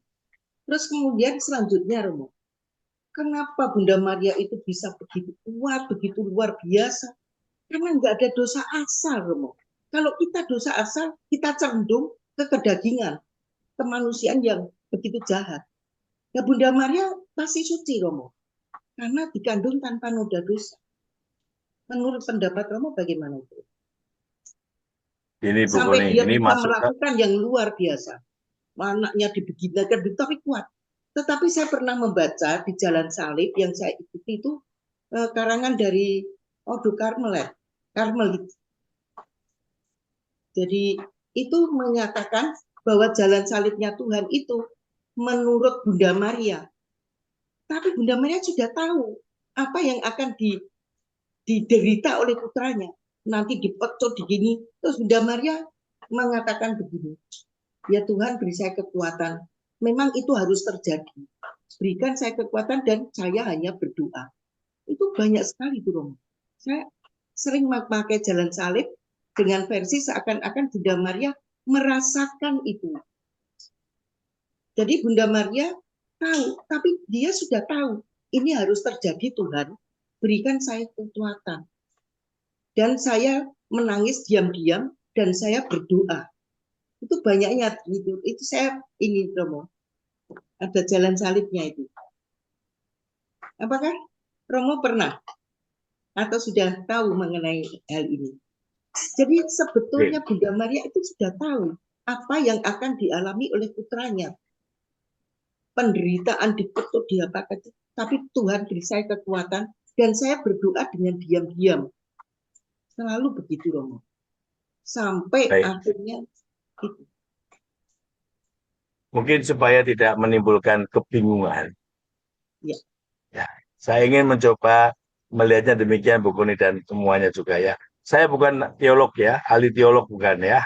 Saya seorang beriman seperti Bapak Ibu yang merenungkan dan mencoba menyelami dari konteks setiap peristiwa-peristiwa iman. Maka saya tetap melihat dan selalu melihat setiap manusia diberi anugerah oleh Tuhan. Dan Ibu Maria mendapat anugerah karena dipilih menjadi ibu Tuhan. Dan dia manusia, Bapak Ibu ya. Dia tetap manusia. Maka tidak ada manusia yang istimewa. Tapi manusia dipilih Tuhan. Dan Tuhanlah yang istimewa. Tuhanlah yang kuasa. Maka bagaimana memahami setiap manusia, kita punya keterbatasan. Bunda Maria pun juga manusia. Punya keterbatasan. Punya kekurangan, punya kelemahan. Dan Tuhan Yesus adalah Allah, itulah iman ya. Allah yang menjadi manusia agar manusia tidak lepas dari Allah. Maka Allah sendiri yang masuk dalam sejarah manusia. Inilah juga iman. Jadi Trinitas Bapak Ibu ya, kalau kita mau melihat konteksnya dalam Vatikan kedua, dalam Lumen Gentium, di Vatikan kedua itu jelas sekali dikatakan sikap gereja mengakui semua yang percaya pada Allah Sang Pencipta adalah umat Allah, dan semua yang mengakui Allah Sang Pencipta dan kita terhubungan sebagai umat Allah mengalami keselamatan yang dari Allah. Maka dengan demikian, di sini peranan sikap gereja terhadap semua manusia mengakui bahwa Allah itu misteri. Allah itu berkarya yang tidak dapat dipahami manusia sepenuhnya. Tetapi kita yang menerima anugerah iman akan Allah yang menjadi manusia, kita diberi anugerah dan kita menerima anugerah itu dalam diri Allah yang menjadi manusia, yaitu Tuhan Yesus. Dan kita mengimani itu tentu tidak terlepas dari pengakuan kita pada Bunda Maria yang dipilih Allah menjadi Bunda Tuhan. Nah, ini dalam teologi Gereja Katolik jelas sekali ya. Iman kita pada Tuhan Yesus itu juga mengakui Bunda Maria mendapat anugerah istimewa. Dan mendapatkan anugerah istimewa itu tidak menjadikan dia superwoman ya. Bahwa kita itu mendapat anugerah tidak seperti superwoman Bapak Ibu. Kita tetap lemah dan kekurangan. Maka kalau saya mengingatnya dalam konteks kelemahan dan kekurangan itu sebagai manusia, tentu Bunda Maria tidak tahu banyak tentang apa yang akan terjadi. Maka selalu Ibu Maria kan menyimpan dalam hati ya. Contohnya ketika Tuhan mengatakan, Ibu, belum saatnya tiba waktuku ya. Dan Ibu Maria menyimpan dalam hati, meminta para pekerja di Kana untuk mengikuti apa yang dikatakan Yesus. Lalu ketika 12 tahun Yesus di bait Allah, dicari-cari hilang. Lalu Yesus mengatakan, siapa ibuku, siapa bapakku? Mereka adalah mengikuti kehendak Allah. Maria terdiam, karena 3 hari dia mencari, Bu. Bayangkan 3 hari dari Yerusalem ke Nazaret. Itu kan perjalanan berhari-hari. 3 hari mencari Yesus di Yerusalem, Yesus mengatakan, tempatku adalah di sini. Kan tuh dia bingung ya. Maka di sini Ibu Maria nggak bisa memahami. Apa maksudnya itu? Jadi di sini kalau saya melihat, Ibu Maria tetaplah manusia. Tetapi di sini satu hal yang penting.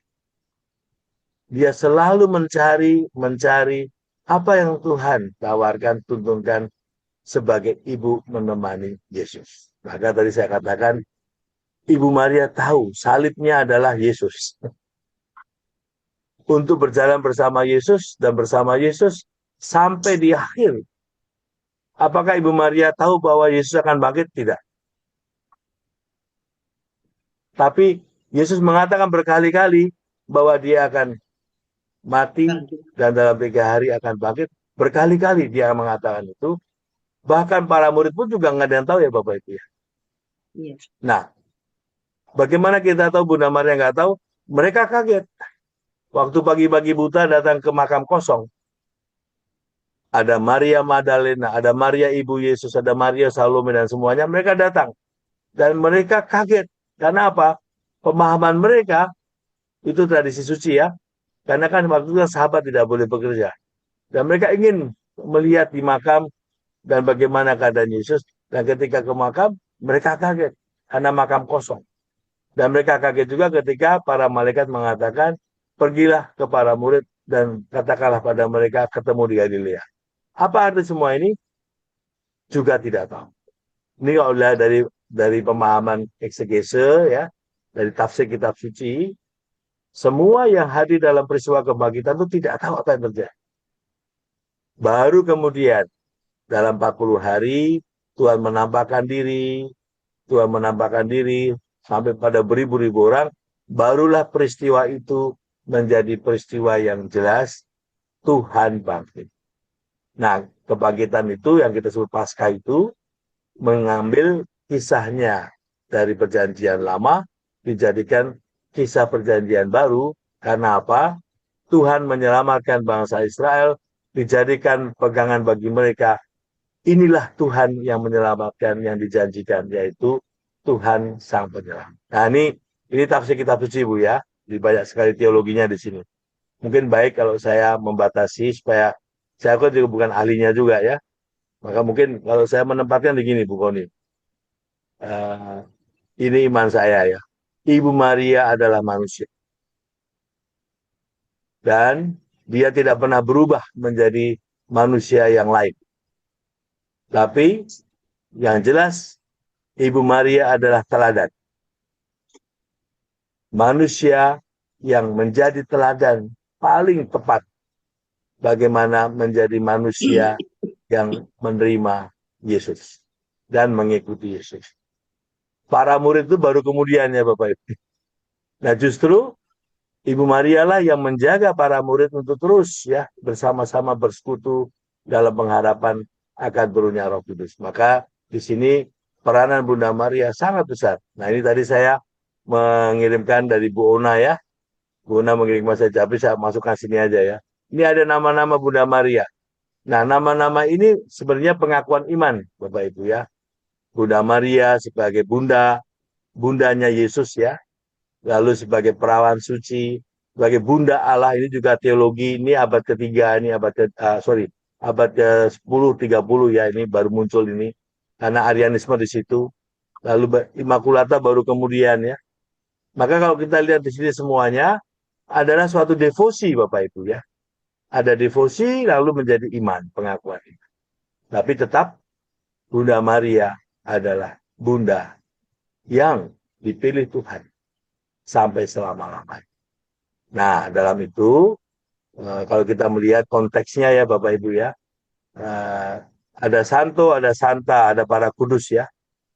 Nah, disinilah peranan khusus dari Bunda Maria. Bunda Maria tak lekang waktu yang dipilih oleh Allah terus menemani gerejanya. Maka penampakan Bunda Maria di mana-mana itu menunjukkan Bunda Maria adalah bunda gereja yang menjaga gereja, yang menjaga iman umat kepada Yesus. Mohon maaf tambah lagi panjang di penjelasannya, semoga membantu Bu Koni. Saya ingin menggarisbawahi Bunda Maria tetaplah manusia yang dipilih Tuhan sampai akhir hayatnya dan terus sampai sekarang menjadi manusia kudus. Ya itulah keunikan dan kekhususan iman kita pada Bunda Maria. Yang ini tidak bisa dipahami secara teologi oleh gereja-gereja lain Bapak Ibu. Karena ini menyangkut soal tradisi iman. Maka kan contohnya misalkan Martin Luther, Calvin semuanya itu menolak ajaran gereja. Menolak doktrin-doktrin gereja tentang Bunda Allah dan semua. Maka mereka menerima Bunda Maria sebagai Bunda Tuhan, tapi tidak punya devosi khusus. Karena di situ peranan Bunda Maria sebatas Bunda Tuhan, tapi dalam banyak hal devosi pada Bunda Maria tidak hidup. Hanya gereja Katolik yang menghidup, dan gereja Ortodoks ya. Gereja Anglikan mempunyai devosi pada Bunda Maria. Terima kasih Romo. Sama-sama Bu Koni. Itu Tanya lagi berarti Romo. Dan yang lain dulu saja Cina. Terima Romo kasih. Rudi, itu berarti iman ya Romo ya. Iman benar-benar mengimani Bunda Maria sebagai perantara ya Romo. Ini Rahmat, punya Bu. pengalaman juga Romo. Ada teman itu orang Kristen Romo. Itu selalu cerita kalau saya punya sesuatu bule, saya itu novena 3 kali Salam Maria dan itu terkabul. Ini bule tanah ini, rumah ini dibangun itu saya melalui novena. Saya bilang, loh kok bisa? Ya dapat dari mana? Ya saya percaya bahwa Bunda Maria, ternyata mereka pun juga secara tidak langsung mengimani Romo. Itu yang teman Kristen itu seperti itu. Ini juga pengalaman teman di sini ini Romo, dengan adanya tempat-tempat doa Maria itu loh Romo. Itu kan semakin menguatkan iman kita ya Romo. Ini pengalaman teman di Pemalang, itu kan tangannya kalau orang bilang itu sudah apa ya, sudah kapuk gitu loh Romo. Ketika mau operasi di Solo, itu dokternya Profesor Tangkas apa itu Katolik, dia mengatakan, Ibu percaya enggak? Kalau Ibu percaya, Ibu novena ke Gua Maria Mojosongo. Ya. Dan ternyata benar Romo, setelah operasi itu Romo, dokternya mengatakan bahwa ini kemungkinan satu, tangan tidak bisa bergerak karena ini sudah kapuk gitu, tinggal prol saja ini karena sudah bertahun-tahun tidak tertangani. Ternyata setelah operasi itu ternyata bisa berfungsi kembali Romo. Nah itu semakin meyakini bahwa oh benar ya, tempat-tempat doa yang kita yakini seperti Gua Maria Mojosongo itu ternyata memberi kekuatan, dan itu diyakini oleh seorang dokter pun menyarankan kepada kita sebagai umatnya, kalau Anda benar-benar mengimani silakan novena ke sana. Dan itu terjadi Romo. Nah, memang dia menyadari akhirnya tangannya itu kan pendek satu ya Romo, karena tapi dia ininya bisa sembuh kembali, bisa berfungsi kembali gitu. Itu untuk tempat-tempat doa itu sungguh menambahkan iman kita ya Romo, kalau kita benar-benar mengimani, menguatkan kita, dan apa ya, bisa apa yang kita minta itu bisa terwujud Romo. Itu gimana Romo? Apakah itu karena iman kita sungguh atau gimana Romo? Baik Bu Lindri, Bapak Ibu, saya mau mencoba melihatnya demikian ya. Kita kan ke gereja itu setiap minggu ya. Ya. Dan di situ ada tabernakel. Dan kita mentahtakan Kristus ya yang ada dalam tabernakel. Maka kita juga punya adorasi ya. Nah itulah juga poinnya. Jadi rumah doa, khususnya gereja, di mana ada tubuh Kristus, disitulah kita selalu mengakui kekuasaan Tuhan ya, kehadiran Tuhan nyata. Dan ini iman. Dan iman itu pun juga ada pada diri kita masing-masing ketika kita mengamini tubuh kita adalah tempat kehadiran Tuhan juga. Sakramen ya. Jadi kehadiran Tuhan dalam sakramen itu jelas ini adalah iman. Dan ini di gereja Katolik sangat jelas sekali. Maka dalam dokumen-dokumen gereja ya, satu hal yang penting dalam umat Katolik adalah mewartakan kehadiran Tuhan di dalam sakramen-sakramen. Maka mengapa ada para imam ya, mengapa juga ada para biarawan-biarawati, dan mengapa ada KKID ya? Karena kita semua di sini mengamini relasi dengan Tuhan dalam merayakan sakramen-sakramen. Maka kami semua, para imam, dan uskup, dan paus, memang memberikan diri untuk melayani sakramen. Nah, termasuk paus yang sekarang ini sangat dalam ya dalam konteks itu, yaitu dalam menjaga tradisi doa dan nah, saya mau balik kepada ini tadi. Ada orang yang percaya, ya, kita berdoa novena dan percaya itu adalah suatu keyakinan bahwa ini adalah karya Allah ya. Nah, bahwa dia percaya lewat novena dan dia menemukan doanya dikabulkan, itu adalah pengakuan. Tapi di sini perlu diberitakan bahwa iman itu adalah karya Allah. Nah, ketika doa novena, novena datangnya Roh Kudus, novena Tiga Salam Maria, novena tentang Korongka dan semuanya ya, itu kan doa yang ditetapkan oleh tradisi gereja Katolik yang menghantar setiap orang dekat pada Tuhan.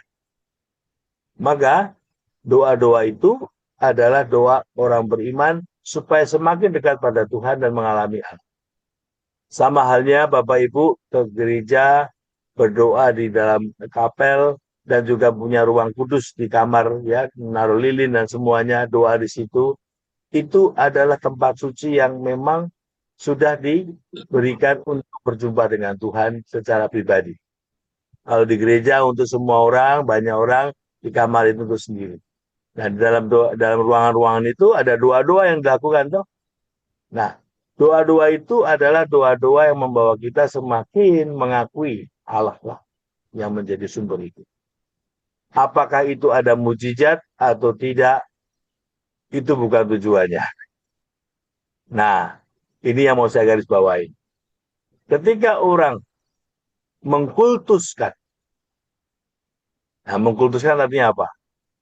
Menjadikan itu satu-satunya keselamatan, nah ini bahayanya. Ketika orang mengkultuskan, hanya di sini Tuhan berkarya, itu bahayanya.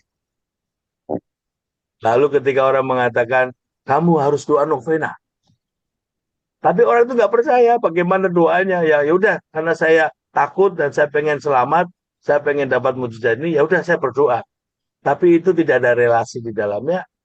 Ya itulah tadinya. Maka yang mau saya garis bawahi di sini, semua doa novena itu adalah doa-doa yang kita lakukan secara rutin ya. Rutin, doa rosario dalam Bunda Maria ini. Kita rutin melakukannya. Dengan kesadaran apa? Doa-doa itu adalah doa-doa orang beriman dan seluruh dunia menggunakannya dan mendoakannya. Maka bagi umat Katolik yang merayakan bulan Maria dan berdoa rosario adalah sesuatu yang seperti kalau kita setiap hari ya mempunyai sesuatu yang rutin kita lakukan untuk berjumpa dengan Tuhan, sama Bu ya. Jadi kalau Ibu punya ruang doa, ruang suci ya, di situ Ibu berdoa. Kenapa kalau doa di sini lebih mantap daripada doa tempat lain? Ya sebenarnya karena itu sudah dipersembahkan. Dan di situ setiap hari saya berdoa di situ ya. Maka ketika kita menemukan tempat yang memang sangat pas untuk kita hening, kita doa, itu sangat baik.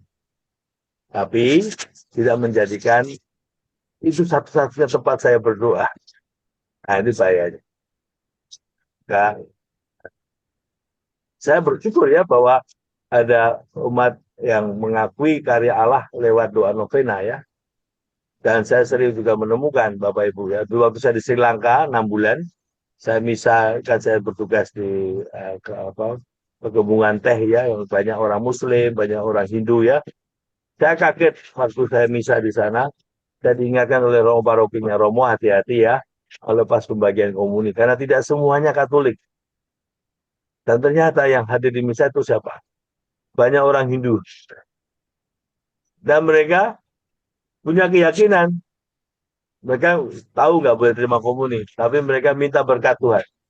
Maka semua yang hadir dalam misa itu banyak orang Hindunya dan mereka minta berkat. Lalu suatu saat saya tanya pada salah satu, Bapak kenapa sering misa di sini ya? Saya tahu Bapak bukan orang Katolik. Saya percaya Romo, karena setiap kali saya berdoa di sini saya tenang dan doa saya dikabulkan. Itu iman.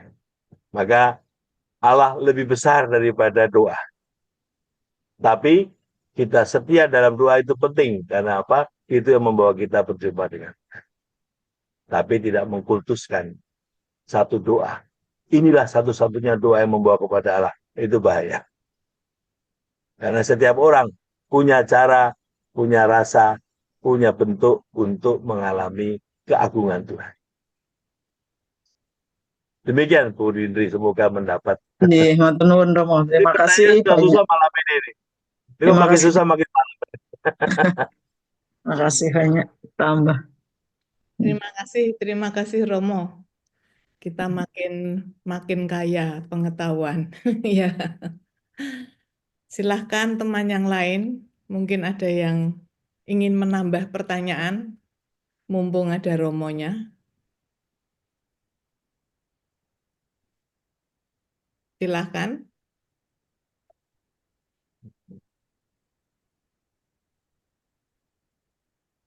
Semua tenang.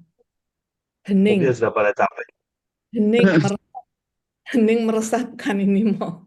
Ini masuk dalam keheningan untuk lebih mendalam. Silahkan Pak Tommy.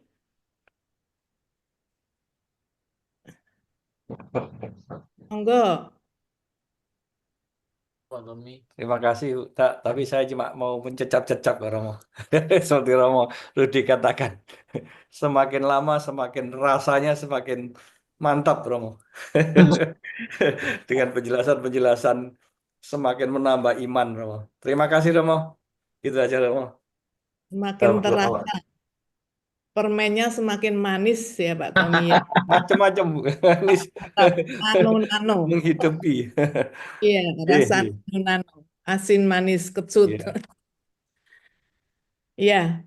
Mungkin ada yang lain? Atau semua mencecap-cecap?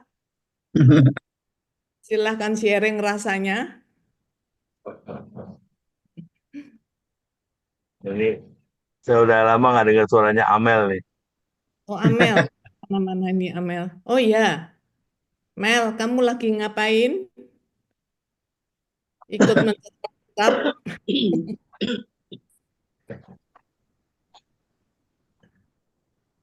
Nggak denger ini mau Amelnya. Hai Mel. Pak Tarsis, mungkin Pak Tarsis kepingin bertanya ini. Tidak ada, Bu. Sudah semuanya sudah menambah malam juga, Bu. Menambah pengetahuan kita semuanya. Terima kasih, Pastor.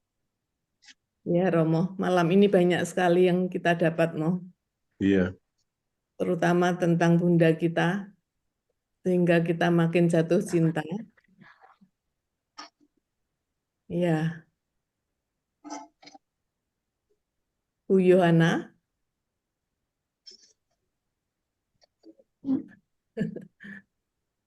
Ya, dikit ya, Bu. Nambah tadi yang dikatakan oleh Bu Lindri itu saya jadi ingat seorang bapak di lingkungan dulu. Setiap kali itu ketemu saya, bilang begini, Bu, itu salah. Katanya, jangan doa Maria, Santa Maria, Bunda Allah. Bukan Bunda Allah, Bu, Bunda Yesus katanya. Karena dia dari tadinya dari Protestan. Jadi saya juga tiap kali bingung ketemu dia. Bunda Yesus katanya bukan Bunda Allah. Ya itu mungkin hanya istilah aja ya. Maksudnya lebih dalam lagi mungkin. Ya kemudian kemarin ini saya sering lihat-lihat beritanya mengenai Bapak Paus yang baru, Paus Leo ke-14. Saya tertarik sekali waktu keluarganya diinterview oleh para ini ya dari media. Selalu yang ditanya, kok dari situ dulu bisa ada seorang paus dari keluarga yang sederhana itu. Lalu ada salah satu kakaknya bercerita bahwa ibunya itu selalu kalau makan malam semuanya harus di rumah. Lalu setelah makan malam itu mereka berdoa rosario. setiap malam, katanya setiap hari. Jadi mungkin lahirlah seorang Bapak Paus yang juga berdevosi, mengajak kita berdoa sama Maria. Lalu terpikir ya, andai kata di keluarga dulu misalnya saya memang tidak biasa berdoa bersama gitu, salahnya dari dulu. Mungkin karena kami keluarga yang campur juga, bukan suami saya bukan Katolik, jadi nggak ada itu. Tapi tidak pernah terlambat mungkin kita mengajarkan anak-anak agar mereka juga berdoa melalui Bunda Maria, karena Bunda Maria adalah perantara. Karena ibu dari Yesus sendiri, pasti seorang ibu itu juga mempunyai arti yang sangat dalam bagi anak. Itu aja sih, teman-teman. Terima kasih. Terima kasih kesempatannya. Ya, terima kasih. Gimana? Ya, Suara siapa ini barusan? Mari teman-teman, ada yang lain lagi. Ada mempunyai pengalaman. Ini Cinta, Ya, itu untuk Ibu Yohana. mari Bu.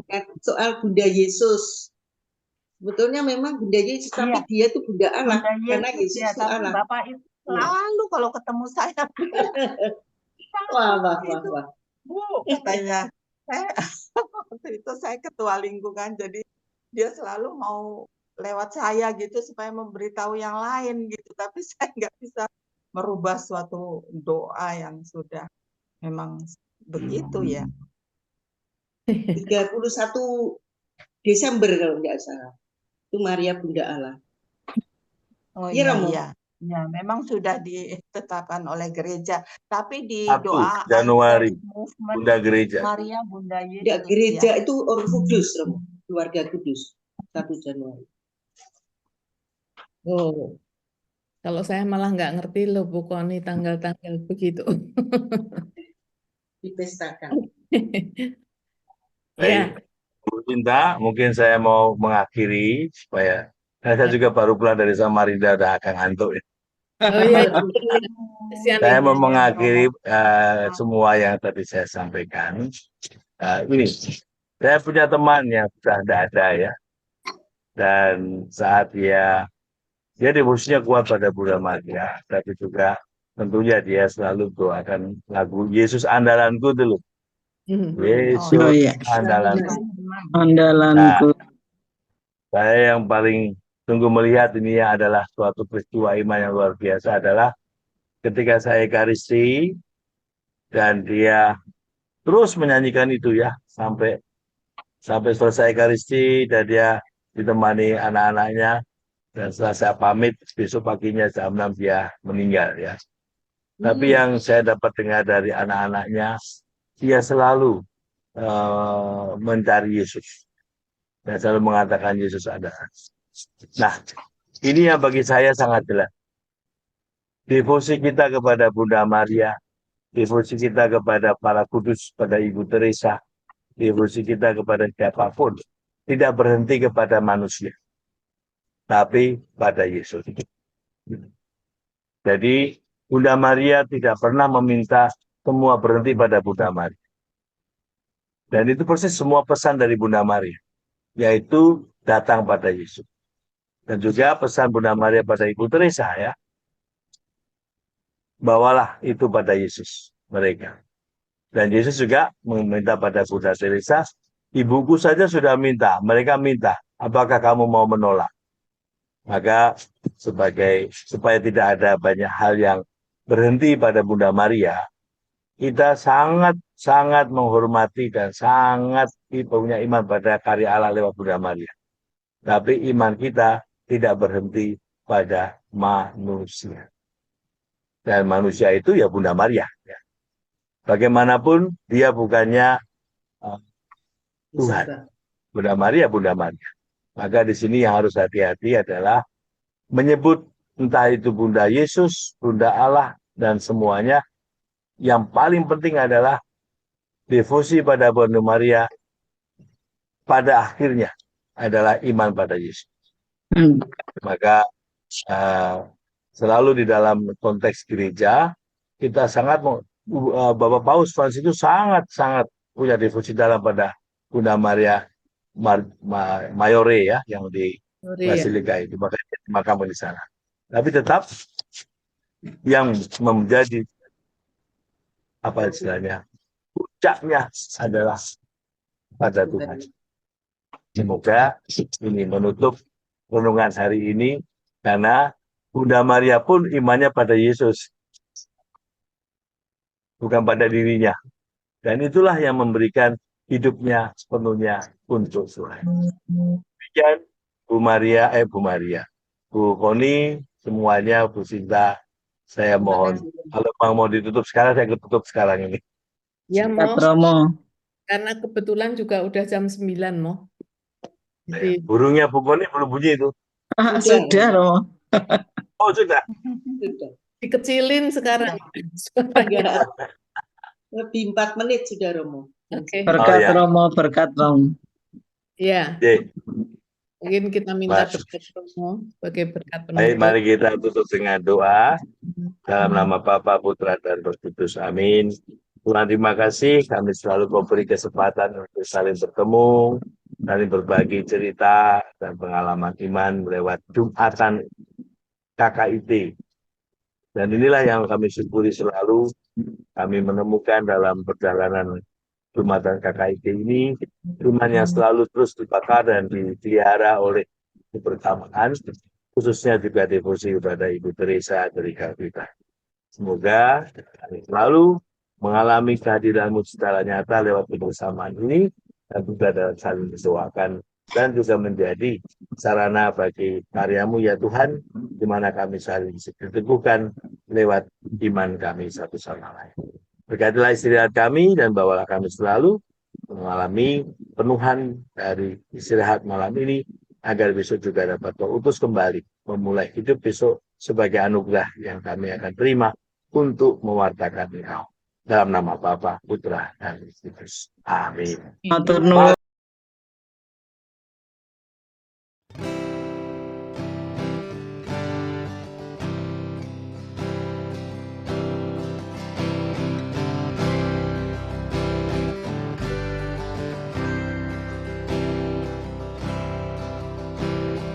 Come follow me, leave all and gather the few.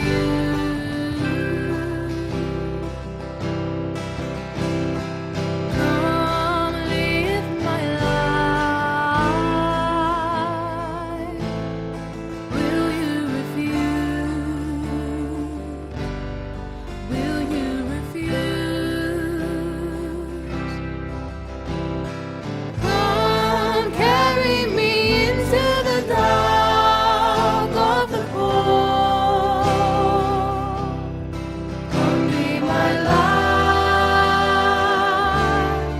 Come be my love. Come carry me into the darkest of holes.